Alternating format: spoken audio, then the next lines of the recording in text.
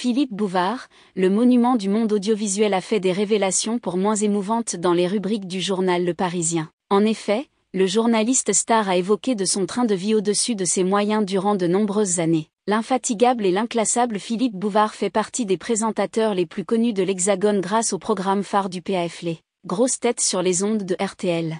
En effet, Philippe Bouvard a animé ce programme de 1977 à 2014 avant qu'on le remplace par son ami de longue date Laurent Ruquier. À 92 ans, l'animateur a tenu à donner de ses nouvelles au public en s'exprimant dans les colonnes du Parisien. En déclarant ne pas aimer la retraite, il a alors sorti un ouvrage intitulé Le Petit Monde de Don Bouvardeau.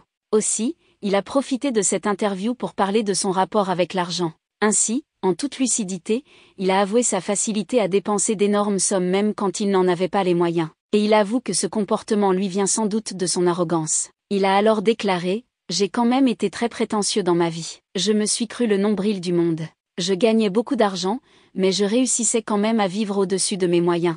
J'ai eu 200 voitures, 3 villas avec 3 piscines alors que je ne sais même pas nager. Si j'avais à parler de ma vie avec l'esprit critique que je réserve aux autres, je ne serais pas tendre. » Touché par la Covid-19 l'année dernière, Philippe Bouvard a aussi évoqué sa passion pour le casino. D'ailleurs, il avoue qu'il affectionne encore et toujours cette activité. Il a alors déclaré : « Quand je suis à Cannes, il m'arrive d'y aller tous les soirs. C'est un moyen de s'offrir ses dernières émotions. » Et en rapport avec la frayeur qu'il a vécue avec la Covid-19, il a aussi déclaré : « Si l'âge l'a apaisé, non.